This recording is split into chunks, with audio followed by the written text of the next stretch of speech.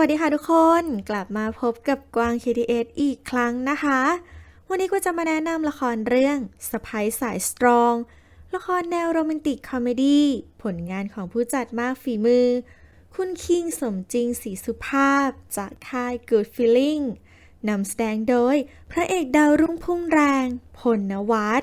ประกบคู่กับนางเอกสาวหน้าหวานนิชาณัฐนิชาและร่วมด้วยคุณแม่สามีคนเก่งหน่อยบุษกรเรื่องราวเริ่มต้นขึ้นเมื่อภาวินีที่เรียนจบปริญญาโทด้านกฎหมายจากอเมริกาได้รับรู้ข่าวร้ายของศรีการดาพี่สาวของเธอซึ่งเกิดจากฝีมือของคุณนวลสมรหรือมาดามนวลล็อบบี้ยินตัวแม่ของเมืองไทยและมาดามนวลก็คือแม่ของนพนายสามีของศรีการดานั่นเองภาวินีรับรู้มาเสมอว่าพี่สาวของเธอเจอปัญหาแม่ผัวไม่ปลื้มมาตั้งแต่ศรีการดากับนพนายตกหลุมรักกันเมื่อครั้งทำงานที่บริษัทน้ำมันจนคบหากันเนื่องจากศรีการดามาจากครอบครัวชนชั้นกลางพนิษฐ์พ่อของศรีการดาและภาวินีเป็นเพียงอดีตข้าราชการครูปลดเกษียณต่างจากลลิตาที่เป็นลูกสาวเจ้าของบริษัทอุปโภคบริโภคเบอร์หนึ่งของเมืองไทยอย่างสิงขรแต่ภาวินีไม่เคยคิดเลยว่าสิ่งที่พี่สาวของเธอเจอมาจะหนักหนาสาหัสขนาดนี้ภาวินีไม่อยากจะเชื่อว่ายุค 2022 ยังมีเรื่องน้ำเน่าโบราณเช่นนี้เกิดขึ้นอีกพอภาวินีลืมไปว่าความล้ำหน้าของเทคโนโลยีความทันสมัยของนวัตกรรมและความไวของโลกไร้สายสิ่งเหล่านี้ไม่ได้ช่วยพัฒนาจิตใจของมนุษย์ให้ดีขึ้นได้โลกของเรายังเต็มไปด้วยมนุษย์ที่เห็นแก่ตัวร้ายกาจอย่างมาดามนวลภาวินีเห็นสภาพศรีการดาก็แทบช็อกจึงรีบพาศรีการดาไปโรงพยาบาลทันทีศรีการดาใช้แรงเฮือกสุดท้ายที่มีอยู่เอ่ยทางน้ำตากับภาวินีว่าอย่าทิ้งหลานและฝากขอโทษพ่อแทนเธอด้วยนี่คือสิ่งที่ศรีการดาขอไว้ก่อนที่เธอจะจากไป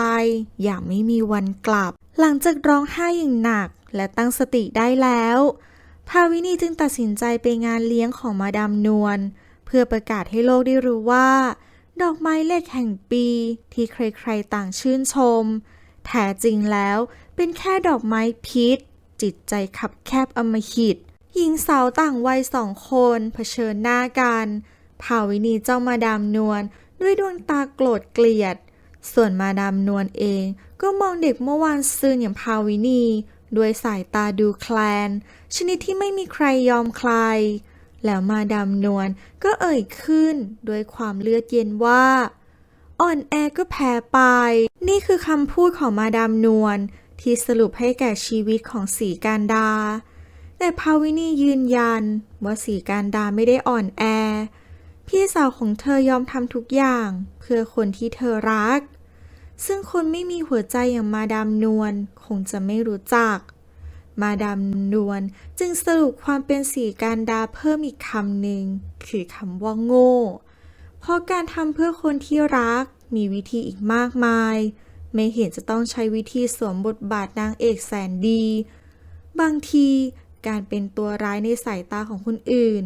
อาจจะทำให้คนที่เรารักมีความสุขมากกว่าเหมือนอย่างที่เธอทำอยู่ในทุกวันนี้คำพูดของมาดามนวลยิ่งสร้างความโกรธเกลียดให้แก่ภาวินีตัดสินใจเด็ดขาดว่านับจากนี้เธอจะทำหน้าที่หยิบยื่นความพ่ายแพ้ให้แก่ชีวิตของมาดามนวลด้วยตัวเองสิ้นคำฟ้าก็ผ่าลงมาเปรี้ยงราวกับว่าเป็นเสียงระฆังบนเวทีมวยว่าสงครามได้เริ่มขึ้นแล้วหลังงานศพของศรีการดาผ่านพ้นไปภาวินีบอกกับนพนายว่าศรีการดาสั่งเสียไว้ก่อนตายขอให้น้องนิกอยู่ในการดูแลของภาวินีเท่านั้นแต่นพนายสัญญากับตัวเองว่าจะไม่ยอมยกลูกให้คนอื่นที่สำคัญนพนายไม่เชื่อว่าแม่ของเขาเป็นคนบงการทั้งหมดพอที่ผ่านมาเวลาเขากลับมาบ้านเขาจะเห็นภาพความรักความผูกพันของศรีการดากับทุกคนในครอบครัวของเขา และสีการดาเองก็ไม่เคยเล่าอะไรให้เขาฟังเลยภาวินีรู้ว่าที่นพนัยไม่เคยรู้เลยว่าแม่ของเขาเกลียดลูกสะใภ้ต่ำต้อยเป็นเพราะฝีมือของมาดามนวลที่จัดฉากปิดหูปิดตาเขาและเธอนี่แหละจะทำหน้าที่เปิดหูเปิดตา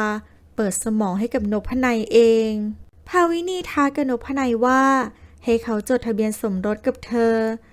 จะอยู่เป็นสะใภ้ต่ำต้อยของมาดามนวลอย่างที่พี่สาวของเธอเคยเป็นและเธอขอเวลาแค่6 เดือนเพื่อจะทำให้นพนัยเห็นว่ามาดามนวลไม่ใช่คนที่ดีเลิศเลยอย่างที่เขาคิดมาทั้งชีวิตและเมื่อถึงเวลานั้น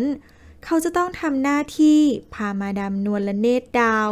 ไปกราบขอโทษที่หน้าเจดีย์เก็บกระดูกของสีการดารวมทั้งเขาจะต้องยกน้องนิกให้กับเธอแต่ถ้า6 เดือนผ่านไปภาวินีไม่สามารถทำให้นพนัยรู้สึกว่าแม่ของเขาเป็นคนไม่ดีภาวินีจะต้องยอมเป็นฝ่ายเข้าไปกราบเท้าขอโทษมาดามนวลที่เคยมองว่ามาดามนวลในแง่ลบและเธอจะต้องออกจากบ้านหลังนี้ไปนพนัยตอบตกลงเพราะเขาเองก็อยากรู้ความจริงว่าเกิดอะไรขึ้นกับครอบครัวของเขากันแน่สงครามระหว่างแม่ผัวกับลูกสะใภ้จึงเริ่มขึ้นและมันจะไม่จบลงง่ายๆเหมือนที่ผ่านมาเพราะคนอย่างมาดามนวลต้องเจอคนอย่างภาวินีเท่านั้นติดตามชมแม่ผัวตัวร้ายกับลูกสะใภ้สุดแสบได้ในละครเรื่องสะใภ้สายสตรองทุกวันจันทร์อังคารเวลา 20:30 นาทีออกอากาศตอนแรกวันจันทร์ที่ 23 มกราคมค่ะชอบก็กดถูกใจใช่ก็ช่วยกด subscribe แล้วก็ติดตามให้กวางด้วยนะคะและคลิปต่อไปก็จะทำเรื่องอะไรรอติดตามรับชมกันได้เลย